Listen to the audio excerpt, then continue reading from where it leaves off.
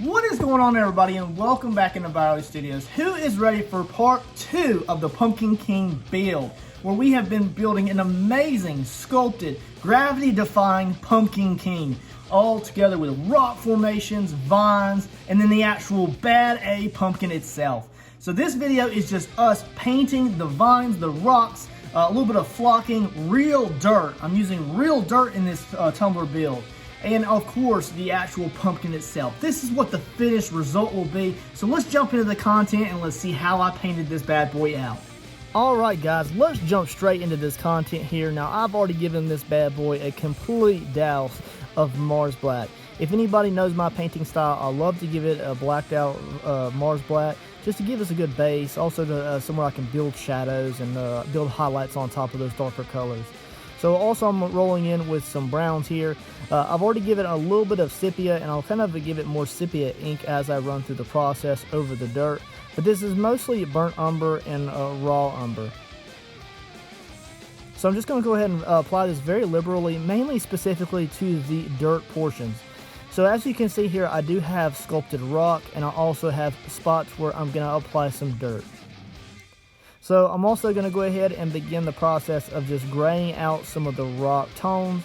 This is mainly just a basics paint. This is Mars Black and Titanium White. I'll also introduce more Titanium White throughout the process as I do more and more dry brushing over the existing rock formations. This is all about layers, you guys. I want to increase the layers of browns, increase the layers of grays as I go through this process, introducing more colors and just bringing up the overall diversity of colors. I think the diversity of colors really do just overall increase the realism of the build itself. Although the sculpting and all that fun stuff is incredible to be able to get that done and see the actual shapes, 3D like, putting the paint to the project is just next level. So as you can see here, still working with those lighter colors here. I'm just trying to build a lot of definition between the rocks and the dirt formations. So that way, when I do come in with some other colors, then there's just a lot of separation. Here I am rolling in with a sepia ink. This is a very beautiful color, and I love using it in a lot of projects. Now it does leave a little bit of tackiness when it dries over an acrylic paint, but that's okay. Sometimes acrylic over polymer clay does come out a little bit tacky, and you just have to give it time to fully cure before you go on to any kind of clear coats. Here I am introducing more of a red brick color into my raw umber. And I'm just kind of trying to build up the colors that would match any kind of dirt that I were to apply to this. I really wanted to challenge myself during this painting process with using realistic dirt. So what I'll do here in a little bit is I will go outside in my yard. Although it had rained for a few days, I go ahead and collect probably about maybe two 30 milliliter cups, and I'm going to go ahead and crush and bake that, and then I'm going to dye it to the color that I want for this individual project. I like being able to introduce like real organic material into some of these builds. Obviously, I'm not going to use like rotting roots and stuff like that, but anything that I can resin and it holds its color or holds its shape is a win for me. I like to introduce a lot of different types of mediums, whether organic or non-organic, into my projects. And that just also increases the overall level of difficulty. I like to challenge myself, and if I'm not challenging myself, that means I'm probably pretty bored. So I want to keep pushing myself as an artist so that if I run across a project, I can say, man, I can do that. I can do that. I'm introducing sap green and a raw umber here, and I'm kind of just mixing that in with also a little bit of raw sienna, just as a little bit of a lighter tone of brown. And I'm just going to kind of give the root system just a general base color now, just to kind of go ahead and frame them in. This isn't just a truly like a detailed layer here. I'm just getting some paint on them just to kind of see how I want the color tone of the root systems to be. This is also separating them out and away from the existing rock and dirt formations, so that as I come in with other colors, I'm not missing or going over something that I'm not supposed to by accident. And then I'll come in with some dirt and then realize I'm applying dirt to the wrong section. See, there I am actually wiping paint off because I painted the wrong color. So I'm just trying to be very detailed about where I put the colors and which portion of the build I'm painting. I'll slowly bring up the tones of that green with some titanium white, not a whole lot, just a little bit, and I'm just going to kind of go over the tops of the root systems where the light would be shining on them, whether that be a glare or the sun or anything, or if it's just because they get a little bit more sun throughout the day, they have just a lighter tone than the underneath where the shadow would naturally be. Not forgetting to go around to the back side of the actual root system itself, where it's cascading over the rock formation. Now this general color tone is going to be continued throughout the build. I had already done a color swatch on the actual arms above to make sure that I liked this tone and this green color before I really began this. Originally my plan was to make the actual main stem more of a dark brown color, make the roots below more of a bleached out white, whereas the arms would be more of a sap green. I just felt like that was too much diversity in color, and I wanted to go ahead and make it feel like it's more all together, more uniform, make it feel like it's the same root system. And I feel like if I were to introduce too many colors, then it becomes chaotic. Sometimes just the simplest colors and the simplest color palette is the best. Bringing in more titanium white with a little bit of gray there, just to kind of bring up the edges where the sunlight would be hitting those rocks. And then of course, as I continue through the rock formations, I will continuously come back to my inks and I'm really watering those down just to apply quite a bit of a wash in between those highlighted spots. It's all about the layers.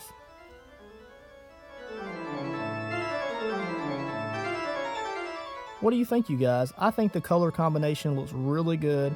I think that having the lighter tones of sap green really does make the root system look like it's more alive. So here I am. I've already got my dirt. I've already baked it on a piece of parchment paper in the oven. And now what I'm doing is I'm applying my general spray wash. It's a mixture of browns, water, ink, also a little bit of rubbing alcohol, and it's just my overall general wash spray, and that color changes between projects. And I'm dyeing the dirt, which is a very red dirt here, and I'm dyeing that to just bring it down and bring in some darker tones to that dirt.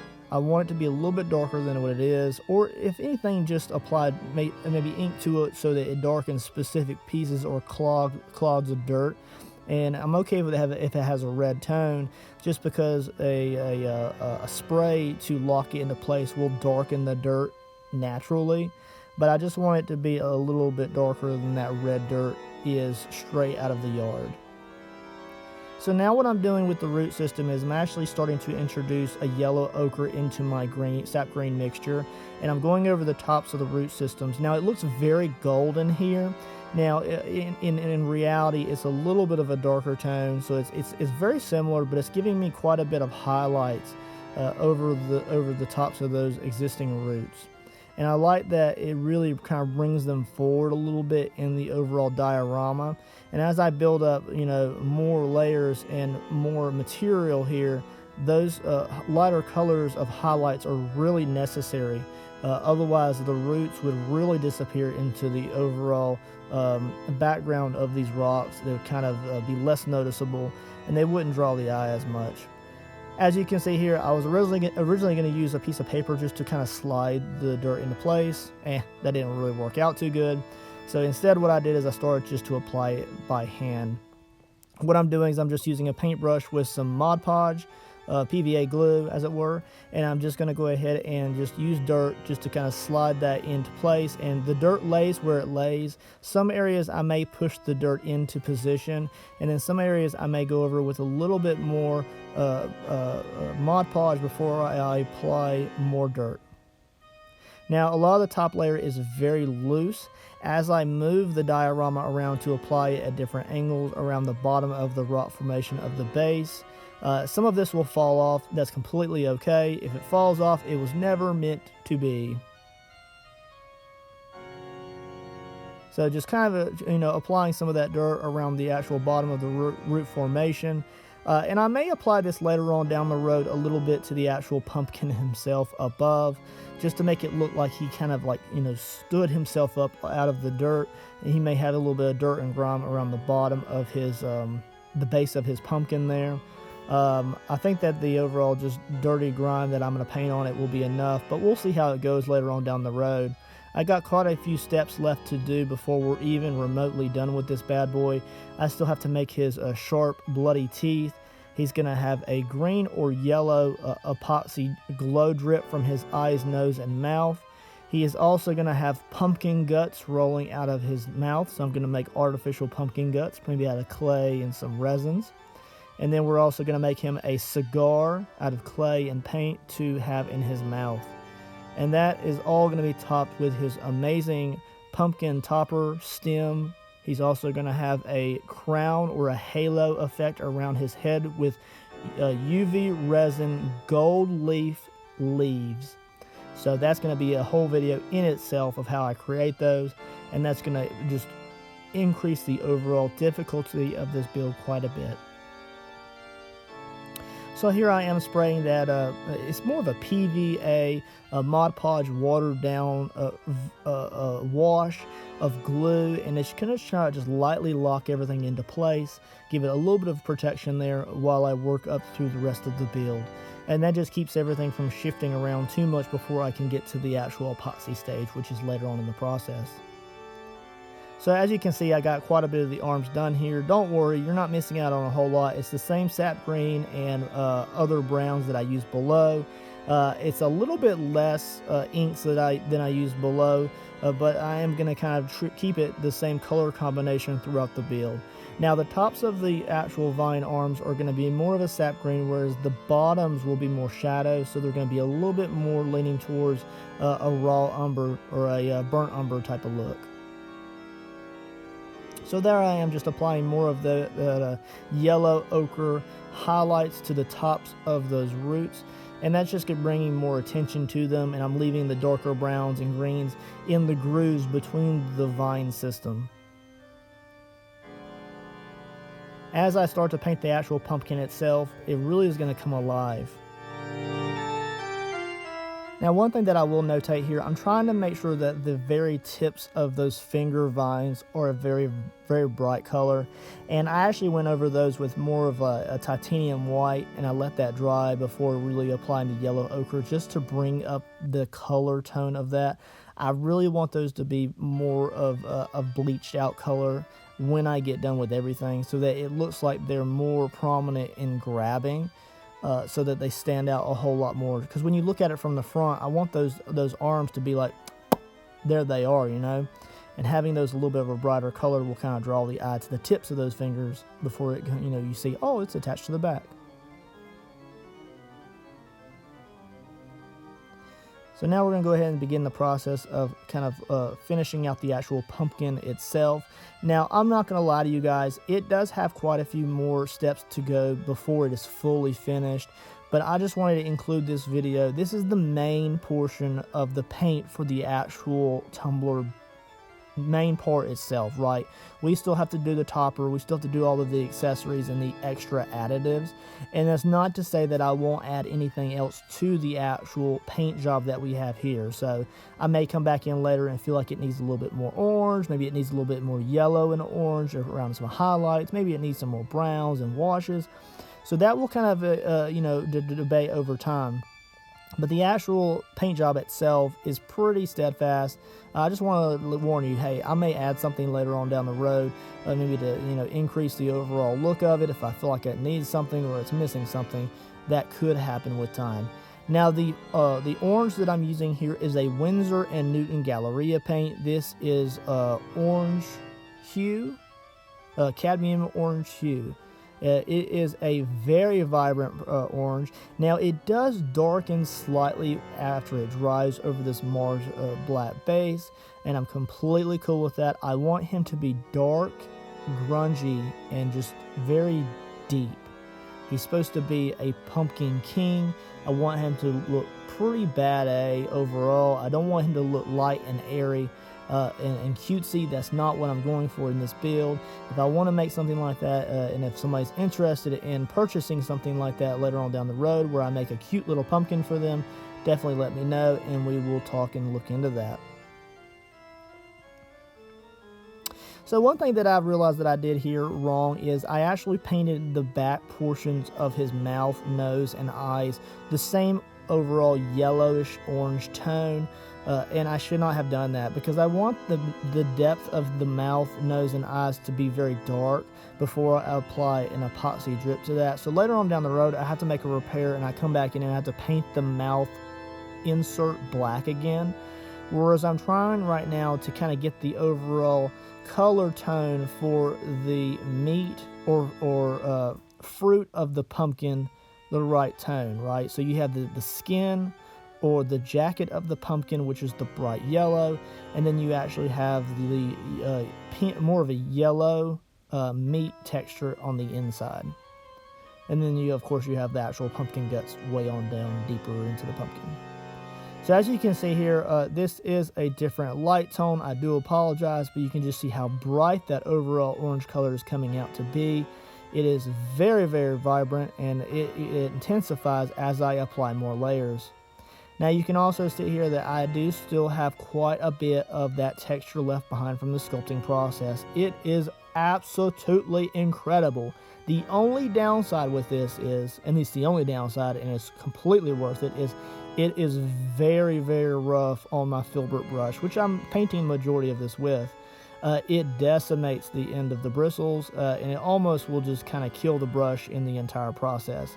Although it's rough on the brush, I'm willing to pay an extra few dollars to buy a new brush if it will give me the overall desired effect that I want. And having those details still sculpted into the clay, they're not being covered up, will only intensify the details later on in the painting process. Now I am also going to start applying some washes to the actual bottom of the pumpkin button. I'm also spraying my, which is raw sienna wash over that as well before I hit it with the heat gun, just to kind of dry that really quickly. And then I will continue on with my orange tones.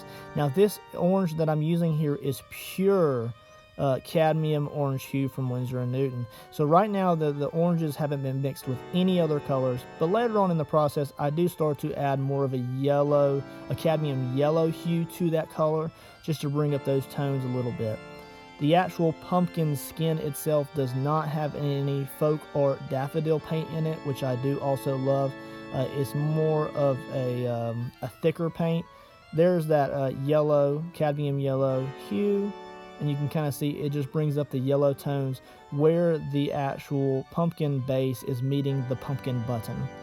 Then I'm going to come in here with which is a ink here. Now this is a very watered down ink here, and this is just going to give me the overall dingy look that I want from him being straight out of the pumpkin patch. He's not washed, he's very dingy, he's very, very rough looking.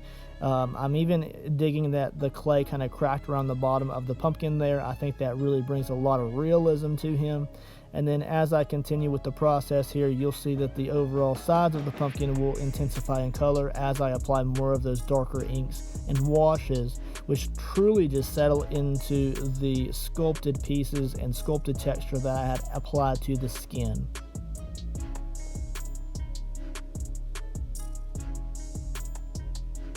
I'm also being very detailed about where I kind of apply paint here.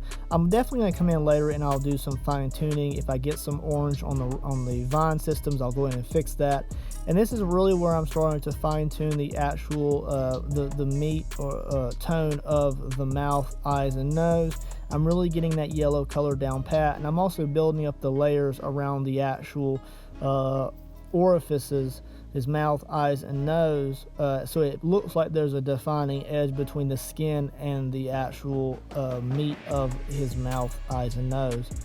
I know that's a mouthful and it sounds kind of weird and chaotic, but I just want that defining edge to make it look a little bit real. And if I'm messy with it, or if I'm too overly messy with it, if I put too much, like, you know, a roll of that pure orange into the mouth, it just doesn't look good. So although that we're being a little bit messy with it, I just want the overall build itself to look, you know, pretty uniform. I want it to look realistic. I want it to look really good.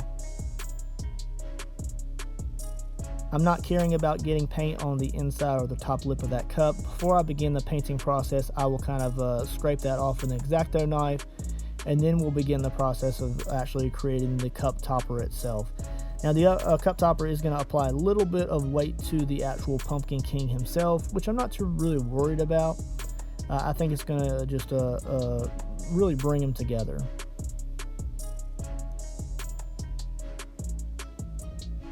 Adding a few highlights to the meat of his mouth, his eyes, and his nose there. And I'm really just bringing a little bit more of that daffodil yellow there from folk art, specifically because I'm going to use a little bit of a wash in his mouth as well. Here's where I had to come back in and apply some Mars Black to the actual mouth, eyes, and nose again, just because I want those to be darkened out quite a bit. So it's an extra step I had to do, but it's worth it. What do you think, guys? I think this thing is looking absolutely fantastic.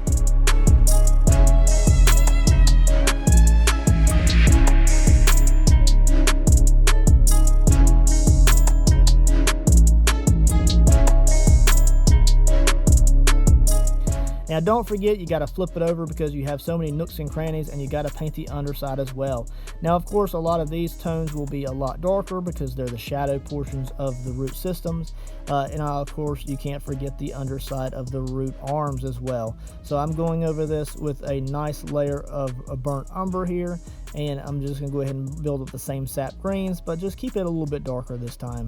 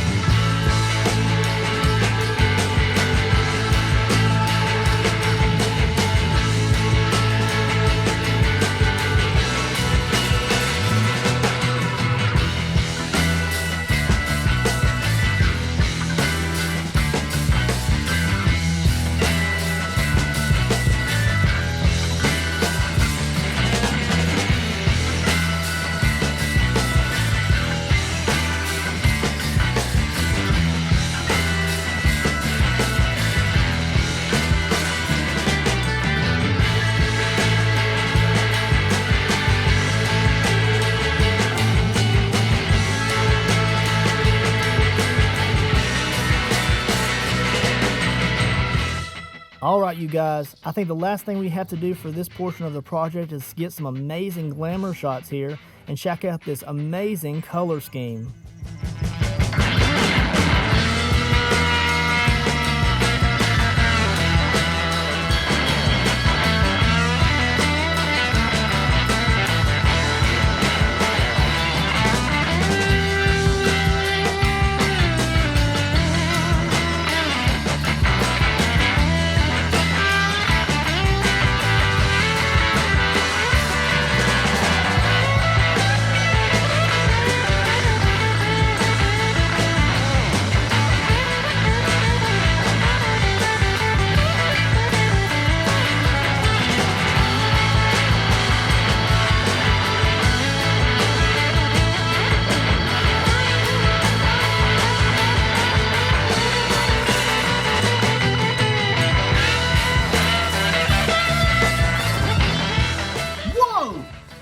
Incredible paint job. This thing turned out beyond my expectations. I love the fact that I was able to use some real dirt from my yard. We were able to bake it and dye it to the color that we wanted.